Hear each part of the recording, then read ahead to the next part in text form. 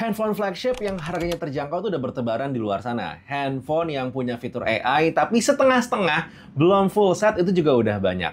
Handphone flagship harga terjangkau, punya fitur AI lengkap. Kayaknya gue temuinnya baru di sini, Samsung Galaxy S24 FE. Dan ya, kali ini gue pengen cerita tentang penggunaan handphone yang satu ini setelah 3 bulan. Bismillah, assalamualaikum warahmatullahi wabarakatuh. Barengan sama gue Nobo. Dan ya, gue nggak akan bohong. Gue mau jujur-jujuran aja. Samsung Galaxy S FE series biasanya itu gue pandang sebelah mata. Ada aja biasanya bikin nanggung. Jadi kalau ditanya biasanya nih S FE atau S series tahun kemarin, ya pilihan gue adalah S-Series tahun lalu. Tapi kali ini kondisinya berbeda, karena Samsung Galaxy S24 FE itu benar-benar satu buah handphone yang melebihi ekspektasi gue dengan harga yang juga sangat-sangat memikat, apalagi di tahun atau di awal 2025 sekarang. Kita ngomongin dari spesifikasi dulu aja. Samsung Galaxy S24 FE kali ini menggunakan chipset Exynos 2400E. Chipset yang mirip banget dengan Samsung Galaxy S24 series. Kalau kita ngeliat sejarahnya gitu ya, untuk S FE series itu rilisnya beda setahun. Tapi emang sejak S23 FE kemarin, itu rilis di tahun yang sama. Tapi kalau kita ngomongin S23 FE, dia itu menggunakan chipset masih dari tahun-tahun sebelumnya. Yang S24 nih, chipsetnya sama. Dan perbedaannya, seperti tadi gue bilang, itu performanya tipis banget. Bahkan kalau kita cuma sekedar ngomongin benchmark, dibandingin nih S24 base version dengan Samsung Galaxy S24 FE, benchmarknya masih tinggian S24 FE loh. Padahal secara chipsetnya dari clock speednya itu S24 FE sedikit lebih inferior. Ada perbedaan clock 100 MHz. Baru akan berasa superiornya S24 series kalau lo bandingin S24 FE dengan S24 Plus. Nah, ini baru berasa. Tapi tentu itu semuanya ada di bagian performanya aja. Kalau kita ngeliat nih performa harian deh, lepas dari benchmark-benchmarkan. Gua coba pakai untuk editing di CapCut, ini breeze, nyaman. Render time-nya juga bisa dibilang mirip banget dengan Samsung Galaxy S24 series. Sementara kalau kita cek ke bagian main game, nah ini juga hitungannya oke lah, main MLBB dan juga CODM. Lo bisa ngedapetin area di atas 100 FPS. Lebih tepatnya ada di angka 115 untuk CODM dan juga 111 FPS untuk main MLBB. Dari sisi handphonenya sendiri, pas gue coba mainin, ini emang berasa hangat di bagian belakang seperti biasa, tapi tidak mengalami yang namanya drop, freeze, sampai mengganggu. Untuk interaksi sehari-hari, ya Samsung Galaxy S24 FE gitu ya, kayak misalnya ngetik, layarnya berasa lah, karena haptic feedback-nya ini udah ala flagship. Walaupun untuk power haptiknya sendiri, pas gue coba bandingin antara Z Fold 6 dengan S24 FE, ya rasanya tetap masih punya power ya si Z Fold 6. Satu hal juga mungkin yang harus di-highlight di sini sebenarnya adalah si Samsung One UI yang dipunya sama Samsung Galaxy S24 FE ini. Samsung One UI-nya udah memiliki full version of Samsung Galaxy AI, jadi semua fitur-fitur AI itu udah bisa dirasain di sini, mulai dari seperti PDF overlay buat lo yang emang ya kerjaannya ngebaca-baca, ngeliat-ngeliat PDF dikirimin, cuman lo pengen sesekali merasakan nikmatnya translate langsung, simple, seamless. Ya, PDF overlay menggunakan Samsung Notes itu bisa dilakuin. Terus juga sesimpel aktivitas seperti transkrip gitu ya, lo ngerekam menggunakan aplikasi voice recorder di Samsung Galaxy S24 FE, untuk kemudian hasil rekamannya itu dibikin transkripnya words by words, itu berjalan dengan sangat lancar. Kalaupun pengen lo summary juga bisa ya. Jadi fungsi note assist juga lagi-lagi di sini berjalan dengan sangat baik. Satu hal yang gue kewalahan adalah sebenarnya meminjamkan Samsung Galaxy S24 FE ini ke anak gue ya, karena ada aja fitur sketch to image yang dipakai sama anak gue untuk bikin gambar-gambar, terus ya kemudian di-generate gambar versi AI-nya. Either itu pakai illustrations, sketch, ada aja dia main-main dengan fitur si AI sketch to image itu. Dan ya, it is actually a nice thing to do ya, karena in a way membuat anak lo, kalau di gue nih ngerasanya aktif, dia jadi pengen belajar gambar. Tapi di sisi lain ada payoff-nya juga, yaitu dia bisa mendapatkan gambar ala AI yang emang selalu ngebikin dia happy lah dan ngebikin dia ketawa-ketawa. Gue ngerti kalau misalnya emang fitur AI ini jatuhnya masih terlalu advance untuk lo, bukan yang lo pakai sehari-hari, tapi percayalah, eventually lo akan menemukan fungsinya masing-masing, terutama kalau misalnya emang handphone ini jatuhnya pengen lo pakai untuk lo ajak kerja gitu ya, bukan hanya sekedar untuk main dan juga telepon-teleponan aja. Satu hal yang juga harus di appreciate ya, kalau misalkan emang lo tipikal orang yang senang mencatat sambil ngedengerin orang ngomong.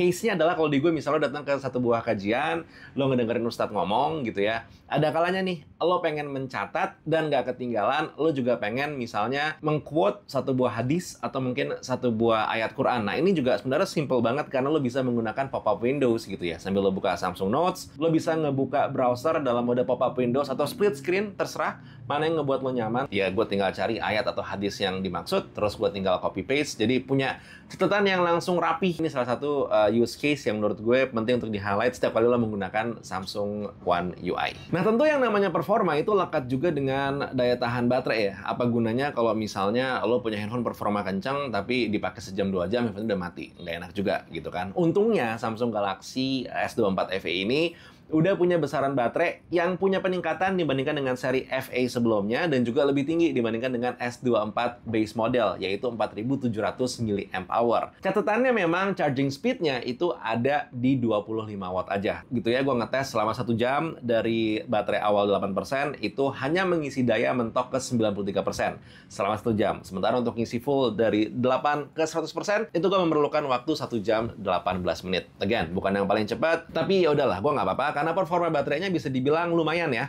Gue bisa mendapatkan screen on time itu 5 jam 34 menit dengan total standby time 1,5 hari. Ya ini udah oke hitungannya untuk satu buah handphone dari Samsung yang menggunakan Exynos. Setidaknya dari pengalaman gue seperti itu. Untuk benchmarkingnya sendiri, unit yang gue pegang ini, untuk main CODM selama 20 menit, itu baterainya berkurang 6%, main MLBB selama 15 menit, baterainya berkurang 5%, dan YouTubean selama 1 jam, ini baterainya berkurang 9%. Sementara untuk TikTokan selama 30 menit, dia ini baterainya berkurang di 5% aja. Catatan utama gue sebenarnya emang di bagian baterai ini, performa baterainya oke, tapi harapannya mungkin di tahun ini atau di tahun depan lah gitu ya, Samsung Galaxy FA series itu bisa punya performance charging yang lebih oke, minimal mungkin di 45 watt kali ya, disamain dengan yang seri S Plus-nya. Untuk performa kameranya, nah ini yang menarik ya, karena emang untuk power utamanya tentu adanya di main kameranya, yaitu 50 megapiksel. Sementara model-model kamera lainnya seperti telenya dan juga ultra wide angle-nya,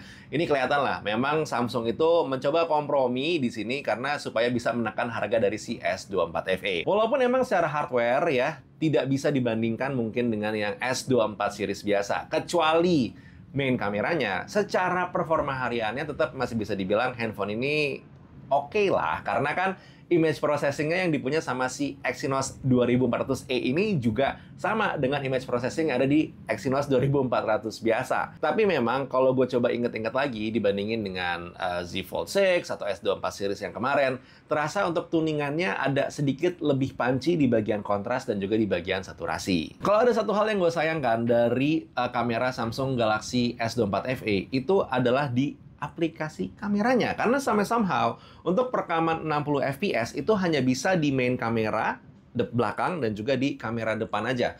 Ultra wide angle-nya dan juga telekameranya itu nggak bisa merekam 60 fps bahkan di 1080.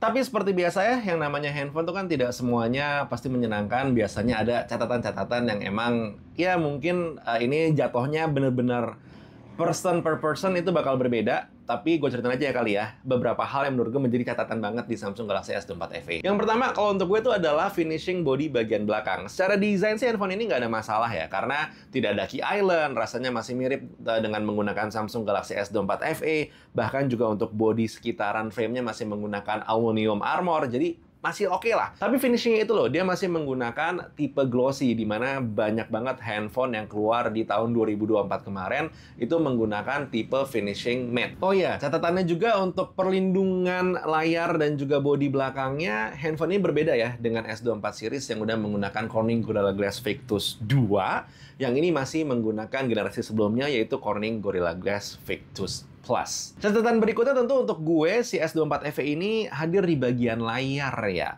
Walaupun emang yang namanya bezel sedikit lebih tebal itu juga kadang tidak terlalu masalah karena lo akan terbiasa dengan seiring waktu penggunaan.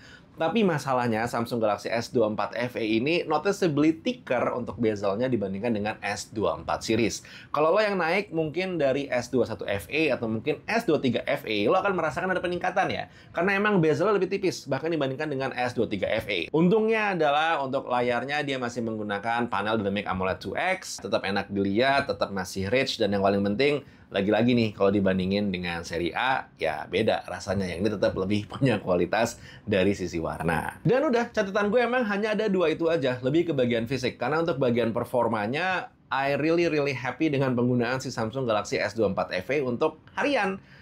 Udah oke kok, dan sangat mudah sebenarnya untuk gue merekomendasikan kalau misalnya ada orang datang nanya ke gue gitu ya, Vic, gue pengen beli S24 FE deh. Menurut lo recommended nggak? Jawaban gue adalah iya.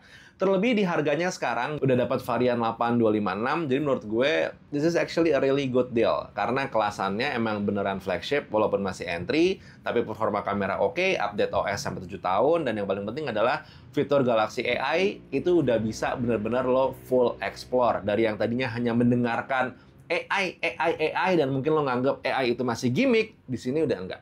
Lo akan bisa benar-benar ngerasain gimana mencoba mengintegrate AI itu ke aktivitas sehari-hari.